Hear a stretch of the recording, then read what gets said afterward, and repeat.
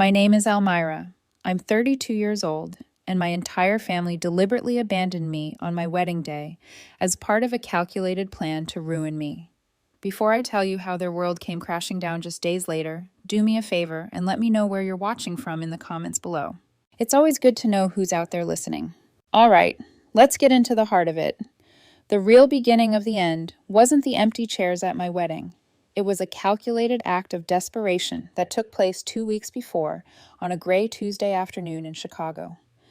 The city was bustling outside my office window, but inside there was a focused calm. The low hum of our server bank was the heartbeat of my company, a sound I'd come to associate with progress and stability. We were on the verge of closing a landmark deal with a healthcare tech firm, a project that would secure our reputation and our future for the next 5 years. I was running on black coffee and the kind of deep, satisfying adrenaline that comes from seeing years of hard work pay off. My company, a bespoke software development firm I had started in my tiny apartment with nothing but a secondhand laptop and an idea, was my life's work. It was more than just code and contracts. It was the livelihood of 35 employees who trusted me, who depended on the decisions I made every single day. That comfortable hum was shattered by the crackle of my office intercom. It was my assistant, Sarah. Her voice was hesitant. "Almira, your father is here to see you. He doesn't have an appointment." I froze for a second, my fingers hovering over the keyboard. My father, Richard Wilson, never just dropped by. A phone call, maybe. A summon back to my hometown in Pennsylvania, definitely. But a visit to my Chicago office, the place he derisively called my computer game factory? Something was wrong. Very wrong. "Send him in, Sarah," I said, my voice betraying none of the sudden anxiety twisting in my gut. He walked in, and my anxiety was immediately justified. He looked like a ship taking on water. His expensive suit, normally a symbol of his self-perceived status as the CEO of Wilson Innovations, was rumpled as if he'd slept in it. His face, usually florid and confident, was pale and drawn. He bypassed the usual pleasantries and sank into one of the plush leather chairs opposite my polished glass desk, a desk he'd once joked was too flashy for a girl playing with toys. "Almira," he began, his voice a dry rasp that barely carried across the room. "We have a problem, a serious one." I leaned back, folding my hands on the desk to keep them from fidgeting. I had heard this opening line in various forms for the better part of a decade. My family's problems had an uncanny ability to become my financial responsibilities. It had been a slow, insidious creep. It started when I sold my first piece of software in college, a simple scheduling application for local businesses. The first request was for $500 to fix the transmission on my younger brother Michael's car. Then it was $1,000 for a new roof on their house after a storm. As my income grew, so did the scale of their emergencies. It was a classic case of boiling a frog, a slow financial and emotional drain that I had allowed out of a deeply ingrained, misguided sense of familial duty. "What kind of problem is it this time, Dad?" I asked, my tone carefully neutral. He let out a long, theatrical sigh, a sound designed to elicit maximum sympathy. "Wilson Innovations is on the ropes," he said, staring at a point just past my shoulder. "The bank is calling in our loans. They're threatening to liquidate. We're on the verge of bankruptcy." Wilson Innovations, my father's pride and joy, a regional tech company that manufactured specialized hardware components, a relic of the late 90s that he ran like a feudal lord in his small Pennsylvania town. He refused to innovate, refused to adapt, and surrounded himself with yes men. In his mind, his company, with its physical products and aging factory, was a real business. Mine, a thriving, agile firm on the cutting edge of software technology, was just a digital distraction. "I'm sorry to hear that," I said, and the sentiment was genuine. Despite our history, I never wished for his failure. "Sorry doesn't pay the bills," he snapped, his desperation making him hostile. The mask of the weary patriarch slipped, revealing the angry, entitled man beneath. "I don't need your pocket change this time, Almira. I don't need you to cover a payroll. I need something real." He leaned forward and slid a thick, menacingly official folder across my desk. The logo of a major corporate bank was stamped on the front. "I need you to sign these." My hand trembled slightly as I opened the folder. The pages were dense with legal jargon, a forest of clauses and subclauses, but I didn't need a law degree to understand the brutal meaning. He wasn't just asking for money. He was demanding I sacrifice my own creation to save his. The documents were a personal guarantee, an agreement to sign over a significant controlling portion of my company's shares as collateral. He wanted me to tie my success, my future, and the futures of my 35 employees to his sinking, mismanaged ship. It was a corporate anchor, and he wanted to chain it around my neck. This was no longer about helping family. This was about annihilation. I took a deep breath, the sterile, air-conditioned atmosphere of my office suddenly feeling suffocating. I read through the key paragraphs again just to be sure. There it was in black and white. The undersigned, Almira Wilson, does hereby pledge a 40% equity stake in Innovate Solutions, LLC, as security. 40%, not a loan, not a gift, a pound of flesh. He was asking for a controlling interest in my life's work. Slowly, deliberately, I closed the folder. The soft click of the cardboard seemed to echo in the silent room. I slid it back across the gleaming surface of the desk, stopping it right in front of him. "No," I said. The word was quiet, almost a whisper, but it landed between us with the force of a physical blow. It was a word I had swallowed for 10 years, a word I had choked on out of guilt and a desperate childish need for his approval. Saying it now felt both terrifying and liberating. My father stared at me, his mouth slightly agape. Disbelief warred with indignation in his eyes. He looked at me as if I had just sprouted a second head. "No," he repeated, his voice dangerously soft. "What do you mean, no? Did you even read it? This is the family's legacy we're talking about. The Wilson name. Your grandfather would be turning in his grave." The mention of my grandfather, a man I respected, a man who had built his own small business with integrity, was a low blow. "My grandfather built his business on sound decisions, Dad," I countered, my voice hardening. "Not on handouts. And Innovate Solutions is my legacy. It has my name on the door. I have 35 employees here. People like Sarah, out there at the front desk. She's a single mom. Her kids' college fund, her mortgage, her family's entire stability depends on this company remaining stable. I will not risk all of that. Everything they have worked for, everything I have worked for, to bail you out of a situation you created through years of mismanagement. For a decade, I had said yes. Yes to the $20,000 for my sister Rebecca's soul-searching sabbatical in Europe after she graduated from Harvard, a trip from which she returned with an even more pronounced sense of superiority and a mountain of designer luggage. Yes to the substantial down payment on her husband Derek's first house, a house they now use to host fundraisers for his political campaigns. Yes again and again to the tens of thousands of dollars funneled to my brother Michael, the golden child, for his string of 4 spectacularly failed businesses. My parents had praised his entrepreneurial spirit even as he burned through my money on projects like a custom sock delivery service and an artisanal pickle company. All of that support was framed as family helping family, but the help only ever flowed in one direction. The memory that truly cemented my resolve was sharp and bitter.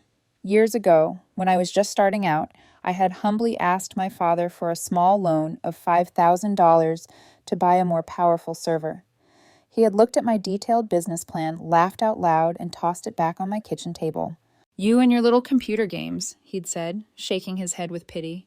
"Don't be ridiculous. Get a real job, a steady salary. You'll thank me later." I didn't get a real job. I got a second and third job, lived on ramen noodles, and bought that server myself. I hadn't forgotten the sting of that dismissal. "After everything we've done for you," my father's voice dripped with sanctimonious venom. "After the upbringing we gave you, the opportunities. You choose a handful of strangers over your own blood? Everything you've done for me." The question screamed in my mind.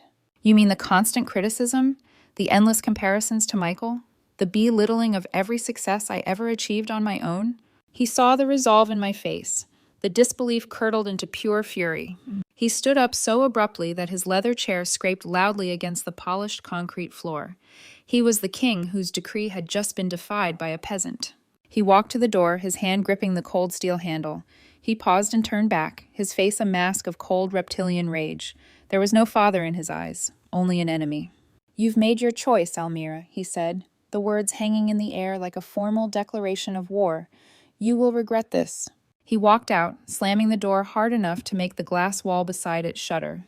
I sat there in the ringing silence, the aftershock of his words vibrating in the air. I didn't know then what form that regret would take. I didn't know the depths of his cruelty. I just knew that I had finally, after a lifetime of appeasement, drawn a line in the sand. I had no idea they were planning to turn that line into a war zone, with my wedding as ground zero. The day of my wedding was, by all objective measures, perfect. It was a crisp, flawless day in late September. Ayak and I had poured our hearts, and a significant amount of money, into this day. The Embers, our chosen venue, was a beautifully restored, historic building just outside of Chicago. All exposed brick, soaring ceilings, and elegant arched windows. Sunlight streamed in, making the dust motes dance in the air, and illuminating the stunning floral arrangements that smelled of lilies and eucalyptus. The low murmur of our 150 guests filled the space with warmth and life. They were our friends, our colleagues, the people who had supported us. They were our chosen family. And then there was the family I was born into. As I stood at the altar waiting for Ayak, my eyes kept being drawn to the front row on my side. It was a block of 8 empty seats, a stark, gaping hole in the otherwise joyful tapestry of our celebration. My parents Richard and Linda, my brother Michael, my sister Rebecca, and her smug husband Derek, even my aunt, uncle, and cousins from my father's side. People who had always sent Christmas cards, nowhere to be seen. Leo, my maid of honor, and the closest thing I had to a sibling, stood beside me. She leaned in, her own smile tight with concern. "Still nothing?" she whispered. "Not a word," I whispered back, my throat suddenly dry. My heart was a frantic drum against my ribs. My father hadn't spoken to me since that explosive confrontation in my office. The silence had been unsettling. But then, a few days ago, my mother had called. Her voice had been syrupy sweet, dripping with a false enthusiasm that in retrospect should have been a massive red flag. "We're so excited, Almira, we're all coming, and your father has a special surprise planned for the reception," she had cooed. "He said it's time for the family to finally come together and celebrate you properly." Now, standing in front of everyone, that surprise felt less like a gift and more like a threat. What was this? Some kind of twisted power play? Were they all sitting in a limo just outside, waiting for the ceremony to start before making a grand, dramatic, attention-stealing entrance? The thought was so deeply, pathologically typical of them that it was almost believable. They couldn't stand it when the spotlight was on me. Then the music swelled. The great oak doors at the back of the hall swung open, and I saw Ayak. Everything else faded away. My breath caught in my chest. He was radiant in his suit, his smile so genuine and full of love that it felt like a shield. As he walked down the aisle, his eyes locked on mine, and for those few precious moments the empty chairs ceased to exist. All the tension, the anxiety, the years of family drama, it all melted away under the warmth of his gaze. He reached my side, his hand found mine, and its reassuring warmth grounded me. His smile was the only thing that mattered. We got through the ceremony. Our vows were real and true. Promises we made to each other that felt like the only solid things in a world that had suddenly tilted on its axis. When the officiant pronounced us wife and husband, the applause was thunderous. As we walked back down the aisle, smiling through a haze of joy and relief, the sight of those empty chairs hit me again. It was a public statement, a deliberate, humiliating wound inflicted in front of everyone I knew and respected. The cocktail hour was a new kind of torture. Friends and business associates, people whose respect I valued, came up to congratulate us. They were trying to be polite, but the questions were unavoidable, laced with a pity I could feel like a physical touch. "Congratulations, Almira. Your parents must be so proud." "Are they running late?" asked an older business associate. "Just a slight delay?" I mumbled, the lie feeling like sandpaper in my mouth. "A small family emergency." My sister Rebecca's best friend from college, a woman I'd known for years, cornered me by the bar. "Almira, where is everyone?" Becca was so excited about her dress. Her cheerful obliviousness was like a knife twisting in the wound. Yak, bless his soul, was my champion. He was a fortress of grace and strength, deflecting questions with a charming smile and a clever turn of phrase. "Oh, you know the Wilsons," he'd say with a light laugh, "always making an entrance. We're just saving them a seat." His hand was a constant, reassuring pressure on the small of my back, a silent message. "I'm here. We're in this together." But as the minutes ticked by and the cocktail hour bled into the reception dinner, the dread hardened into a sickening certainty. This wasn't a delay. This wasn't a poorly timed joke. This was intentional. This was the regret my father had promised me. This was an execution, and I was the one on the chopping block. Just as the catering staff began to serve the main course, I saw Maria Gonzalez, the venue manager, weaving her way through the tables toward us. Maria was the epitome of a professional, a calm and capable woman who had handled every detail of our event flawlessly. But as she approached our head table, I saw a flicker of something in her eyes that didn't belong at a wedding reception. It was a deep, uncomfortable pity. "Mrs. Wilson," she said, her voice a discreet murmur meant only for Ayak and me. "I am so sorry to interrupt. A courier just dropped this off. He was given very specific instructions to deliver it to you personally at precisely this time." She handed me a single crisp white envelope. It was heavy, made of expensive cardstock. My name, Almira, was written on the front in my mother's elegant, looping cursive, a script I had seen on a lifetime of birthday cards and hollow apologies. My heart, which had been hammering with anxiety all day, suddenly felt like it was beating in slow motion. This was it. The explanation, the apology, the reason. With trembling fingers, I tore open the seal. Inside was one of our own wedding cards, the beautiful one with the embossed silver leaves that Iak and I had spent weeks picking out. But the pre-printed congratulations had been crossed out. Below it, scrawled in my father's aggressive, slanted handwriting, were 7 words. 7 words that burned themselves onto my brain like a branding iron. "Let's see how the failure gets embarrassed without her family." The world tilted. The air rushed out of my lungs as if I'd been punched in the gut.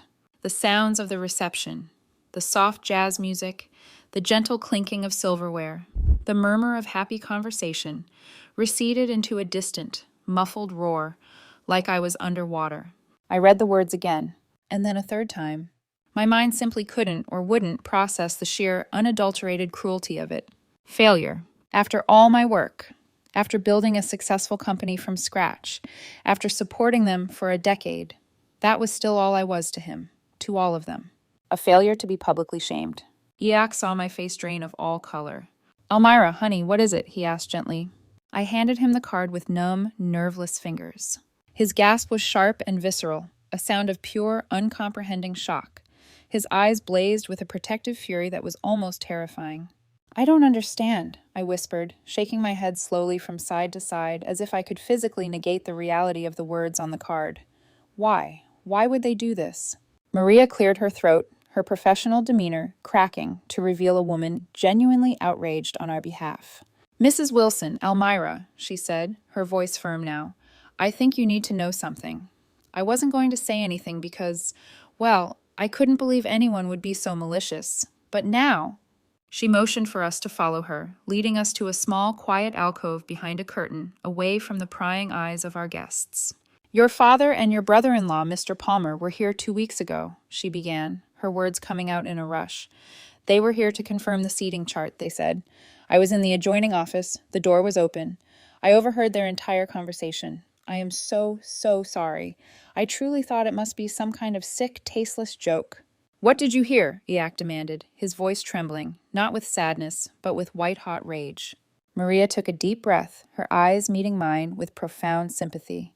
"Your father was talking to Mr. Palmer. He was laughing. He said, and I remember this very clearly because it was so shocking, she'll be standing there like a complete idiot. All her fancy new Chicago friends will see that she's nothing without her family. She'll be so humiliated she'll have to come crawling back to us. That's how we get the signature on those papers." "Your brother-in-law," the politician, he said it was a brilliant hostile negotiation tactic. Hostile negotiation tactic. The cold corporate phrase echoed the brutal logic of my father's world. This wasn't an act of petty spite. This wasn't a simple family squabble that had gotten out of hand. This was a calculated strategic assault. They were weaponizing my wedding, my love for Ayak, my public reputation, everything I held dear, to try and extort me, to force me to sign over my company. The final piece of the puzzle clicked into place, and the image it formed was grotesque and monstrous. Just as this horrifying realization washed over me, my phone, which I'd set to vibrate, buzzed insistently in my pocket. I pulled it out, expecting another hateful text.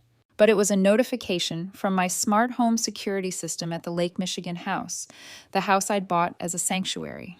The house I had once, in a moment of profound foolishness, told my family to treat as their own. The notification wasn't a motion sensor alarm. It was an alert I had set up myself for an unusual circumstance, a feature I never thought I'd actually need. Activity detected. High decibel audio levels consistent with a party. Multiple voices detected in living room area. Leo, who had seen us slip away and followed us with a concerned look, saw the message over my shoulder. Her eyes went wide with disbelief. "No, they wouldn't," she breathed. She pulled out her own phone, her fingers flying across the screen. She was checking social media. Her face went pale. "Elmira," she said, her voice barely a whisper. Her hand was shaking as she turned her phone toward me. "Oh my God, you need to see this." The image on Leo's phone was a surreal, sickening tableau of betrayal. It wasn't just a live stream, it was a pan-victory party. My entire family, all 8 of them, were there, sprawled across the cream-colored sofas in the living room of my lake house, the room I had designed as a sanctuary, a place of peace. Clean lines, calm tones, wide windows, looking out over the lake. They had violated it. They had turned it into a stage for their cruelty. They were laughing, holding up glasses filled with my best bourbon, the expensive stuff I saved for actual special occasions. This was supposed to be a special occasion. My father, Richard, was there, leaning back with a smug, satisfied grin on his face, looking nothing like the desperate, rumpled man who had pleaded for help in my office. He looked like a king surveying his newly conquered kingdom. My mother, Linda, was ostentatiously showing off a new diamond bracelet to my sister Rebecca, who admired it with a look of smug satisfaction. And Michael, my younger brother, was the gleeful master of ceremonies for this grotesque spectacle. He held his phone up, a wide, boozy grin plastered across his face as he addressed his audience of a few hundred anonymous strangers. "And a big shout-out to my big sister Elmira," he slurred, raising his glass in a mock toast that sent a wave of nausea through me. "She thinks she's too good for us now. Thinks her little computer company in the big city makes her a big shot." He gestured dramatically around my living room. "Well, I ask you, who's living the high life now? She's probably standing there all alone, trying to explain to her rich new friends why her own family bailed on her. Talk about embarrassing. Cheers to that." They all roared with laughter and raised their glasses. "Cheers." A tiny, distorted chorus of contempt and betrayal broadcast to the world. It was a public stoning, a digital age pillory, and they were using my life, my home, my reputation as the rocks. A strange thing happened in that moment. The deep, agonizing wound of being abandoned on my wedding day didn't disappear, but it was instantly cauterized by a different emotion. A cold, razor-sharp emotion that cut cleaner than pain. It's a rage. Not hot or loud, but icy, clear, focused. The grief was still there, a gaping chasm. But now it was illuminated by the blinding light of unclarifying fury. This wasn't just a family betrayal anymore. This was a PI security breach. Yak saw the transformation in my eyes. He saw the hurt recede and the steel take its place. He immediately went into action. He was magnificent. "Leo," he said, voice low but firm. "Go back out to the reception. Find the DJ. Tell him we're moving up the toasts and the dancing. Get on the microphone. Say we were called away for a brief urgent matter, but that we insist the party continues. Keep everyone happy." Leo nodded, her face grim. On it. She slipped away, heels clicking against the hardwood. Ayak turned to me, his beautiful face a mask of calm fury. He took my hands in his. "Elmira," he said, his voice fierce and steady. "Breathe. We will handle this, but not now. Tonight, we have 150 friends out there who love us. We will go back out. We will cut our cake. We will have our first dance. We will smile. We will show them, and everyone else, that we are unbreakable. Their poison stops right here. It doesn't get to touch this moment." He was right. I took a deep, shuddering breath. "Okay," I said. My voice didn't shake. "Okay." We walked back into the reception hall, hand in hand, forcing smiles onto our faces. The next hour was an out-of-body experience. We danced. We cut the cake. We listened to Leo and my best friend, my co-founder at the company, give beautiful, heartfelt speeches that carefully avoided any mention of my family. I felt like an actor on a stage playing the part of the happy bride. But beneath the surface, my mind was already working. A different part of my brain, the logical, strategic part, had kicked into gear. Later that night, after the last guest had departed, we found ourselves in a taxi, heading not to a honeymoon suite, but back to our apartment. The adrenaline had worn off, leaving a heavy, exhausted silence. When we got inside, I didn't take off my gown. I walked straight to my home office. "What are you doing?" Ayak asked, his voice soft with concern. "I'm building a wall," I said, "a firewall." I sat down at my desk and powered up my workstation. I wasn't the grieving daughter or humiliated bride anymore. I was a software architect. My world was one of logic, encryption, secure protocols, and my family had just become a hostile entity, a virus that needed to be quarantined and eradicated. First, email. All personal and business accounts. Passwords changed to long, complex, randomly generated strings. Recovery phones and emails switched to IACs. Two-factor authentication enabled using a new dedicated hardware key. Next, financials. All bank accounts, investment portfolios, credit cards, new passwords, new security questions, new PINs. I logged into my primary credit card account and saw the list of authorized users. Richard Wilson, Linda Wilson. With 2 clicks, their names were gone. Access terminated. I saw a pending charge from a high-end jewelry store, for my mother's new bracelet, no doubt. Without hesitation, I clicked. Report this charge as fraudulent. Then the house. Their stage. I accessed the Smart Homes Administrative Panel. I could see the system logs. They were still there, the music still playing. With cold, methodical precision, I began to dismantle their access. All existing digital keys and guest passes revoked. The master administrative password changed. Access history wiped. And then, with a final satisfying click, I triggered the system's highest security setting, an emergency lockdown. It was a feature designed for break-ins.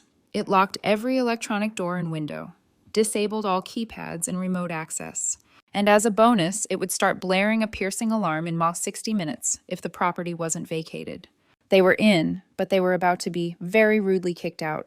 Each click was another brick in the wall, a digital fortress I was building around my life, a fortress they would never, ever breach again.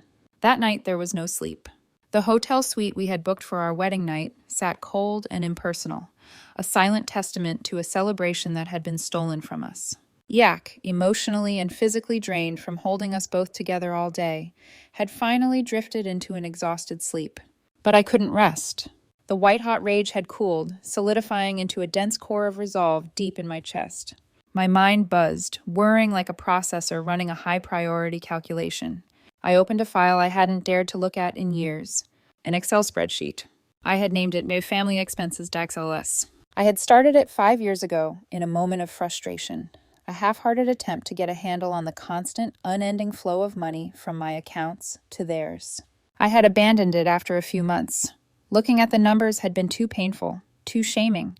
It felt like admitting my own weakness. Tonight, that spreadsheet didn't feel like a source of shame. It felt like a weapon. Tonight, that spreadsheet didn't feel like a source of shame. It felt like a weapon, a tool of clarification, a path to the truth. I started from the beginning, determined to miss nothing. I logged into my oldest archived bank portals, delving into statements from a decade ago. I combed through credit card histories, PayPal transfers, Venmo requests. The digital paper trail of my own long-term exploitation was right there, neatly time-stamped. The work was methodical, painstaking. With each line item I entered, another layer of denial peeled away. Each entry was a scar, distinct, specific, infuriating. October 2012, $1,250.78.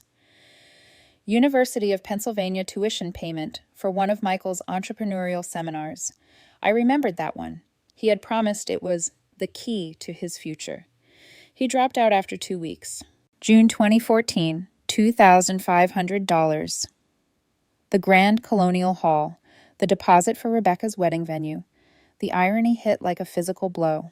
Monthly recurring charges, 2015-2018, $850. Oak Ridge Country Club, my father's membership dues. An expense he insisted was essential for networking, though the only thing he ever seemed to gain from it was a sunburn and a thicker ego. January 2016, $2,180. Nordstrom. One of my mother's credit card bills, paid in full. She'd said she needed a few new things for a charity gala, but the statement was filled with charges for designer handbags and shoes. She hadn't even attended the gala. It went on, and on, and on, a relentless chronicle of their demands and my acquiescence. Car payments for Michael, property taxes on the family house, vet bills for their purebred dogs, down payments, bailouts, seed money for Michael's absurd ventures, the custom sock delivery service, the artisanal pickle company, the mobile app that was supposed to be the Uber for dog walkers. Each one went up in the smoke of his incompetence. And every time, I was the one who paid for the fire extinguisher. I found the wire transfer. $75,000. I'd sent directly to my father's company account 3 years ago. The memo line read, "Emergency payroll loan." He'd called me in a panic, claiming he couldn't pay his employees, that Wilson Innovations would collapse without immediate help. A week later, my mother posted an Instagram album, 2 weeks of photos from their surprise luxury cruise through the Greek Isles. The lie had been blatant, insulting. At the time, I had forced myself to believe his explanation, that the cruise had been booked months in advance. Tonight, I saw it for what it was. Blatant, unapologetic theft. For hours, I typed. The clicking of keys was the only sound in the room. Each entry was a confirmation of my own foolishness, a testament to my desperate, pathetic need for approval. I hadn't been their daughter. I had been their personal no-limit ATM. I had been their walking, talking inheritance, an asset they didn't even have to wait to cash in. Finally, sometime around 4 a.m., I was done. I navigated to the bottom of the final column. My hand trembled slightly as I highlighted the cells and clicked the auto-sum function. The number that flashed onto the screen seemed to glow with an unnatural light. $457,000 time. Almost $500,000. I leaned back in my chair, breath leaving my body in a long, ragged sigh. I stared at the number, not with pride, not with anger, but with a profound, soul-crushing sadness. It was the price tag of my hope, the cost of a fantasy. The fantasy that if I were just generous enough, successful enough, good enough, they would finally see me, respect me, maybe even love me. That fantasy had died on my wedding day. Murdered by 7 words on a wedding card. Looking at that number, that cold, hard, indisputable number, I knew what I had to do next. This wasn't just about cutting them off. This was about a justice. This spreadsheet wasn't a record of pain. It was a declaration of independence, and it would be the cornerstone of my new life. Damn. The first 3 days after the wedding were defined by silence, a heavy, unnerving calm. It was the quiet before the storm. I knew it. Iac knew it. Leo knew it. I spent those days backing up everything to a secure cloud server. Basson. Screenshots of the live stream. A Kanin, high-resolution photo of the hateful wedding card. The Yakanen audio file from my home security system, and the complete spreadsheet, now organized, annotated, and time-stamped. I imagined them returning to the lake house after a day out, finding their key codes disabled. I pictured their confusion morph into panic as their calls to me were routed straight to a new voicemail recording. "You've reached a number that is no longer in service. For you." The thought gave me a grim, hollow sense of satisfaction. On the 4th morning, the dam broke. My phone, set to forward all family numbers to a call logging app, began to blow up. 35 missed calls in 1 hour. Then came the texts. A digital tidal wave of entitlement and rage. The first were from my mother, Linda. "And Elmira, what is going on? My Amex was declined at the grocery store in front of everyone. It was mortifying. Call me and fix this immediately." "The bank just called your father about the mortgage. They used the word delinquent. Did you forget to pay it? You know how your father worries." "This is not funny, Elmira. You are upsetting your father. Whatever point you think you're making, you've made it. Now turn our cards back on." Then came the messages from my father. "Pick up the phone. We need to talk. Now. Your childish little stunt has gone on long enough. Reinstate my authorized user status immediately. I have business expenses. I need that $250,000 for quarterly payroll. We had a deal. You owe this family." Michael's were pathetic. Whining and impotent threats, the voice of a spoiled child whose favorite toy had been taken away. Dude, what the hell? I'm locked out of the lake house. We had plans for the whole week. All my stuff's in there. You can't just cut me off. We're family. You promised you'd always help me with my businesses. I'm telling Dad to call his lawyer. You're not going to get away with this. I didn't respond to a single one. I screenshotted every message, logged every call, and cataloged the evidence. But I knew this was just the opening salvo. Texts and angry voicemails were amateur hour. The real attack, the one designed to do damage, would come from the one person in my family who truly knew how to play dirty. My brother-in-law, the Honorable Derek Palmer. Derek Palmer was a slick, ruthlessly ambitious local politician whose entire career was a carefully constructed facade of family values and community leadership. A messy public scandal involving his wife's family was a direct threat to his ambition, and he reacted like a cornered snake. 1 week after the wedding, the first shots were fired. A handful of anonymous one-star reviews appeared on my company's public profiles: Google, Glassdoor, LinkedIn. They were cleverly written, laced with just enough corporate jargon to sound credible. Chaotic leadership and toxic culture. Unethical billing practices. Questionable handling of sensitive client data. They didn't name me directly. That was the trick. No outright slander, just enough suggestion to cast doubt, to spread rot at the root. Then it escalated. A formal-looking email, sent from a masked, anonymous address, landed in the inbox of the Vice President of Procurement at our biggest client, a national healthcare corporation. The email was a masterpiece of insinuation. It didn't accuse us of anything directly. It simply raised internal concerns about a possible data breach, suggested that Innovate Solutions was actively suppressing an incident, included vague language about investigations pending and a whistleblower inside the company. The fallout was immediate, catastrophic. My contact at the company, a man named Bob, someone I'd golfed with, called me that afternoon. His voice, usually warm and casual, was strained and cold. "Elmira," he said, "we got an email this morning. I'm sure it's nothing, but our compliance department has to investigate any mention of a breach. We have to put the new contract on hold until a third-party audit clears you. It's just procedure." Just procedure. A procedure that would cost us $250,000 in immediate revenue, and more dangerously, trust. It was a precision strike to the jugular, designed not to kill outright, but to bleed me slowly, until desperation drove me back to the family with pen in hand. Rumors started to spread. Slack threads went quiet when I entered. My employees, my loyal team, started exchanging worried glances in meetings. My stress levels skyrocketed. Sleep became a luxury I couldn't afford. Ayak was my rock, constantly reminding me this was the desperate act of desperate people. But I knew I couldn't fight this alone anymore. They had declared all-out war. I needed someone who knew how to win one.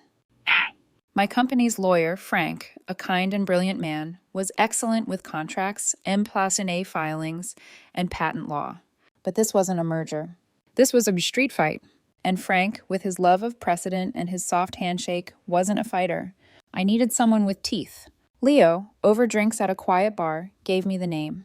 We were nursing double bourbons, the only two people who knew the full extent of the fallout.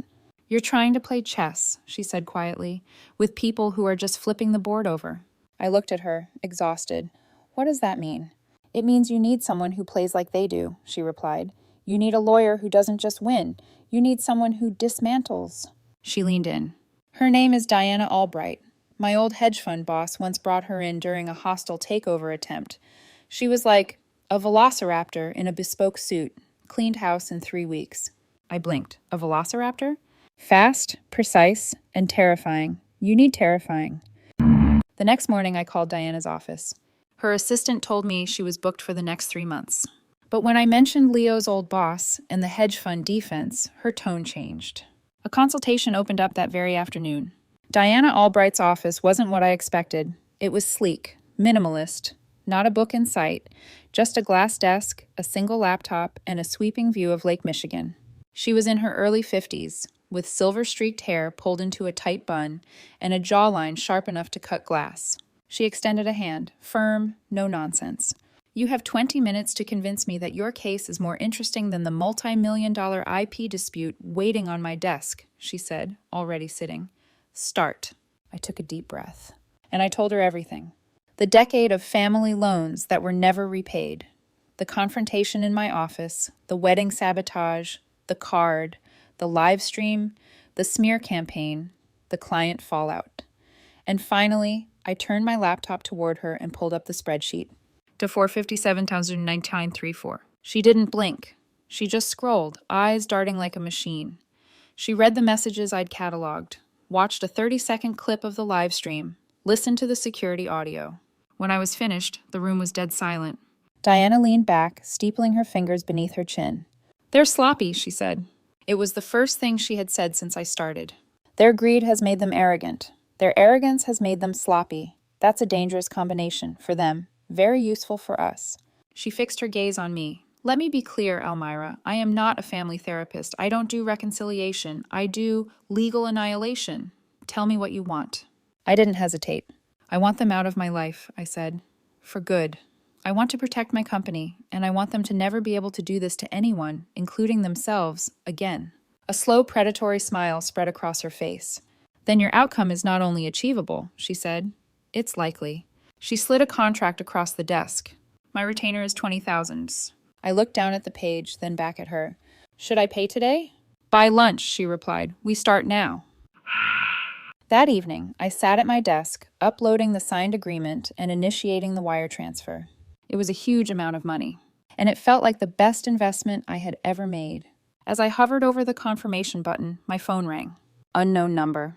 Pennsylvania area code. I froze. I should have ignored it, but something made me answer. "Hello?" "Elmira, it's Uncle James." I blinked. Uncle James, my father's quiet younger brother, a high school history teacher who had long ago withdrawn from the family circus. He had always been kind in a reserved way. He and his wife, Carol, had sent a wedding gift, crystal wine glasses, with a handwritten note apologizing for missing the event due to prior travel plans. But now I wondered, had he known? "I'm so ashamed," he said, his voice gravelly. "Ashamed of my brother, of all of them. What they did is inexcusable." I swallowed hard. "Thank you for saying that." "But that's not why I'm calling," he continued. "I'm calling to warn you." My breath caught. "About what?" "Be careful, Elmira. Your father, when he feels cornered, he doesn't just fight. He destroys. He's done it before." "What do you mean?" He was quiet for a moment. Then, "Years ago, before you were in high school, Richard had a partner, Frank Henderson. They built Wilson Innovations together, but when the company got successful, Richard wanted it all. So he framed Henderson, falsified invoices, spread rumors, said he was embezzling, destroyed him." My blood ran cold. "He's not a businessman," James said softly. "He's a demolitionist. And if you've cut him off, you're the building now." I sat frozen. It wasn't just desperation. This was his playbook. "Why are you telling me this now?" I asked, my voice trembling. There was a long pause. "Because I've watched you your whole life, giving, paying, begging for their approval. I stayed silent because it was easier." His voice cracked. "But I'm done being silent, and you're not alone." He didn't offer documents, no promises of testimony. But it was more than enough. He had confirmed what I feared and given Diana a name. I am Frank Henderson, a ghost from my father's past, a skeleton waiting to be unearthed. After we hung up, I immediately drafted an email to Diana. Her reply came within 5 minutes. "Got it. Interesting. Let's see what skeletons we can dig up." Diana Albright was, as Leo had promised, a force of nature. She didn't just practice law, she waged it. Within 48 hours of receiving my retainer, she had drafted and dispatched a cease and desist letter to every major offender. My father, my mother, Michael, Rebecca, and Derek. It wasn't just threatening. It was a legal surgical strike. The document detailed, with painful precision, every instance of harassment, the defamatory online reviews, the tampering with client communications, the hostile interference with business contracts. And most damning of all, it stated that we had traced the IP address of the anonymous email to a device connected to Derek Palmer's home network. It wasn't just hearsay anymore. It was traceable digital evidence. The effect was immediate. The one-star reviews vanished overnight. The whispers stopped. The online smear campaign fell silent. But I wasn't naive enough to think it was over. People like Richard Wilson and Derek Palmer don't surrender. They regroup. They hunt for a new angle. Their next move came on a quiet Sunday afternoon. The doorbell rang. I checked the camera feed on my phone and felt a jolt of icy panic. My parents, unannounced, standing on my doorstep. My first instinct was to ignore it, or to open the door just to slam it in their faces. But then I heard Diana's voice in my head. And they will try to bypass me. They'll try to appeal to your sense of guilt. Don't argue, don't engage, just observe. Let them speak. Everything they say is potential evidence. I took a breath, straightened my spine, and opened the door. My mother burst into tears the second she saw me. It was breathtaking, Academy Award worthy. Her face, expertly made up, collapsed into a mask of maternal sorrow. Her hands reached out, trembling. "Elmira," she sobbed, "my baby girl, we're so sorry." I stepped back just enough that her hands caught air.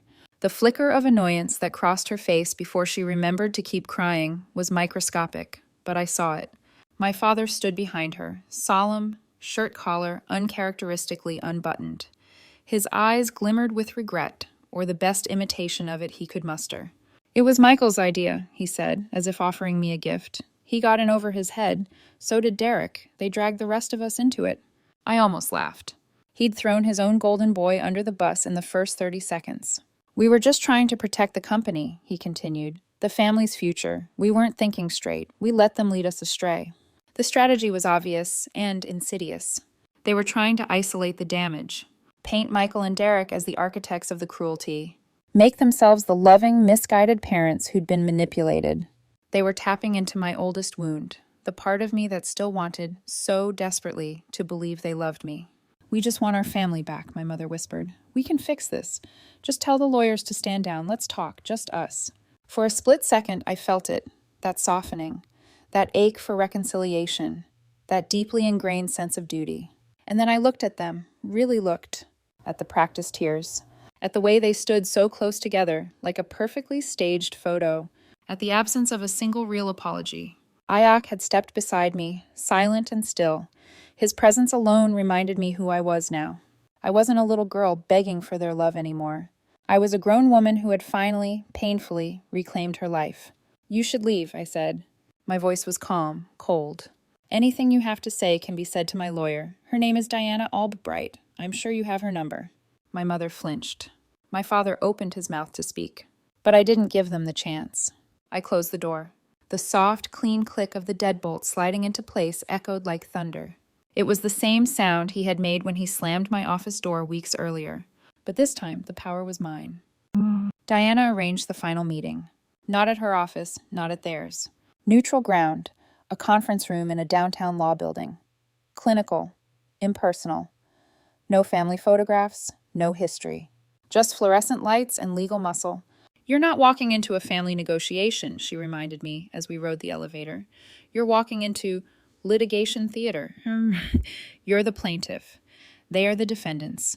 Stay silent unless I ask you to speak. Let them dig their own graves." When we walked in, the entire Wilson clan was already seated at one side of the long mahogany table. Richard, Linda, Michael, Rebecca, Derek. Their expressions were stiff, strained. Their lawyer, a guy named Peterson, looked like he'd just walked out of a used car commercial. Slick hair, overcompensating confidence, underprepared. They had come thinking this was a conversation. They were wrong. Diana sat across from them, her expression unreadable.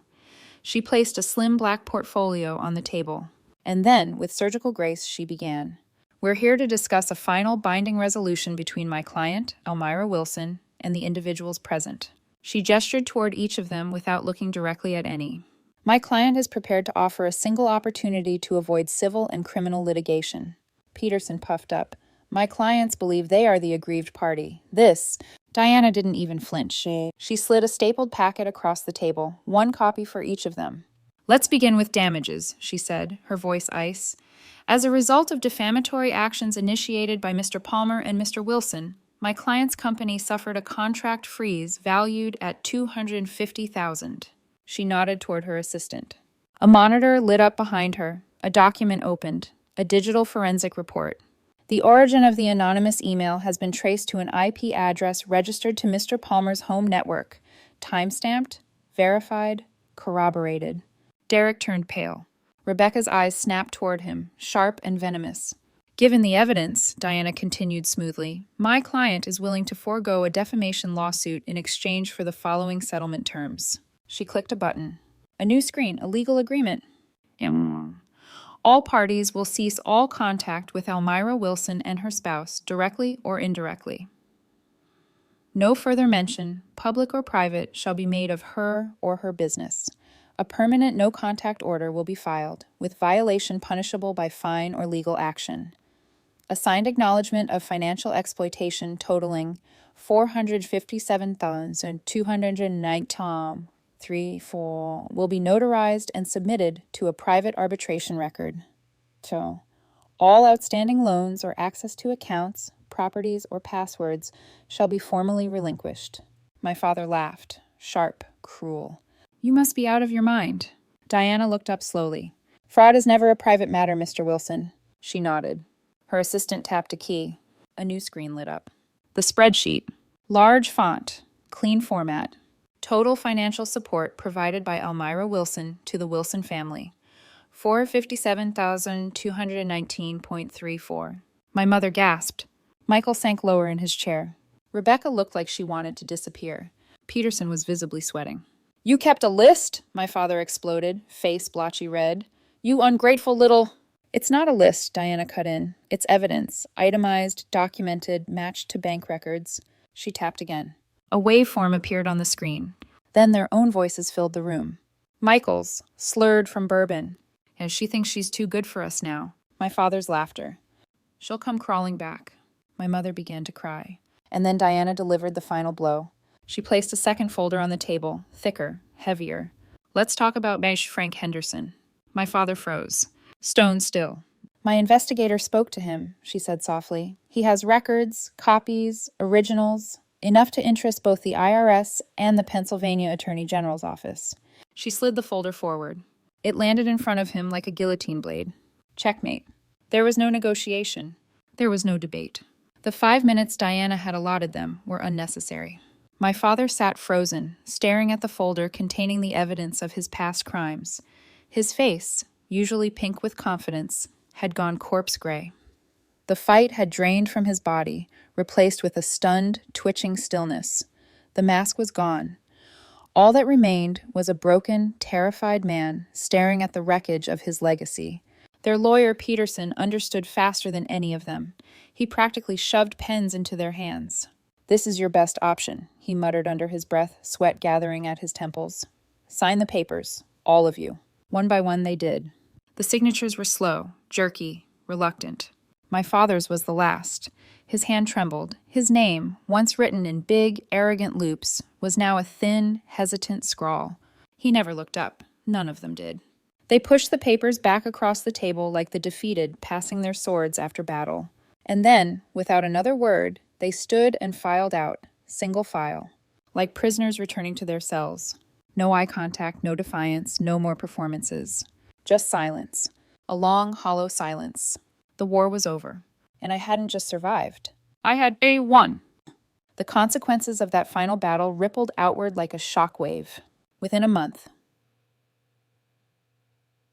Wilson Innovations, my father's company, filed for Chapter 11 bankruptcy. The business that had once belittled mine, the real company with real products, was buried under its own unpaid debts and legacy lawsuits.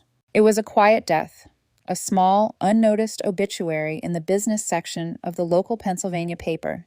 2 months later, I stumbled upon their house listing on a real estate site. I didn't mean to find it. It just popped up. At bank foreclosure auction. The house I grew up in. The house I'd paid taxes on. Mortgages, maintenance. Stripped and staged for strangers. The photos showed empty, echoing rooms. No more antique armoires or framed oil paintings. No more crystal chandeliers. Just beige carpet, bare walls, and silence.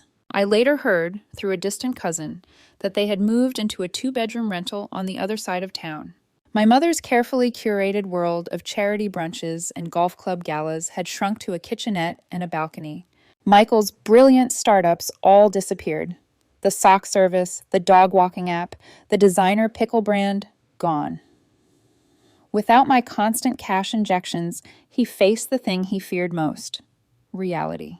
He ended up working the stockroom of a big box store, unloading pallets at dawn. His first real job. As for Derek, His political party dropped him quietly and quickly. The story of a data breach orchestrated by a disgraced in-law was too hot to handle. The party press release cited family emergencies and a desire to refocus on private life. Rebecca, the Ivy League queen with an engraved wedding registry and perfect social calendar, was now married to a politician no one returned calls for. I won't pretend I didn't feel anything. I did. But it wasn't satisfaction. Not exactly. It was balance. Like gravity had returned after years of walking on tilted ground. They hadn't just fallen. They had collapsed under the weight of their own choices. Bitch. A few weeks later, I drove out to the suburbs to visit Uncle James. It was a crisp autumn day, leaves flickering gold and red in the wind. His backyard was quiet. He was tending to his garden when I arrived, his hands deep in tomato vines. He smiled as he saw me, genuinely. Not the kind of smile that expects anything in return, just quiet warmth. We sat on his porch sipping iced tea from mason jars. Carol brought us warm apple bread and left us to talk. For a long time, we didn't talk about the family at all. We talked about my company, how the healthcare deal had finally gone through, about a new mentorship program I'd joined, about a young woman I was advising named Sophia, who was building an app for single parents to create childcare co-ops. When I finally paused, I asked the question I'd been carrying in my chest for months. Why did you help me? He looked out across his garden. The breeze stirred the treetops. Because family isn't supposed to be a kingdom, Elmira. He didn't look at me when he spoke. But that's what Richard always made it. A kingdom where he was king, where Linda played queen. Michael was the golden prince, Rebecca the high priestess of legacy, and you were the treasury. I swallowed hard. You were there to fund it, power it, hold it up. And the moment the treasury said no, you became a threat, a traitor, a rebellion that needed to be crushed. He finally turned toward me. I couldn't keep watching them drain you dry. I couldn't be silent anymore.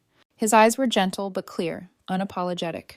I told him then, for the first time, something I hadn't even admitted to Yak. I thought I'd feel better after all this, after the win, but I don't. Not really. He nodded. Because you're not grieving the family you lost, he said. You're grieving the family you should have had. He placed a hand on my shoulder. Grief doesn't mean you regret defending yourself. It just means you had to fight a war where there should have been a home. I let his words settle in the silence. They were heavy, but true. The year that followed changed me, not in dramatic, cinematic ways, in slow, steady ones. We ended the fiscal year 30% up.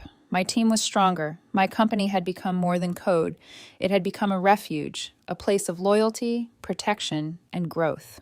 But the real change was in me. I no longer said yes out of guilt. I no longer confused obligation with love. I had been exploited, betrayed, humiliated. And I had survived. Not only that, I had rebuilt. Wiser, sharper, freer. Today, I still have the spreadsheet. I keep it not out of bitterness, but as a key monument. A reminder that self-sacrifice without boundaries isn't love, it's surrender. And I will never surrender myself again. Thank you for listening to my story. I hope it reminded someone out there, you're not selfish for saying no. You're not cruel for protecting your peace. And sometimes, family isn't blood. It's the people who show up when the world walks out. Let me know in the comments.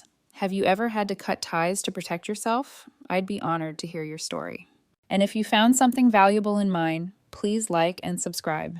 Because the future, it belongs to the ones who survived and chose to build again.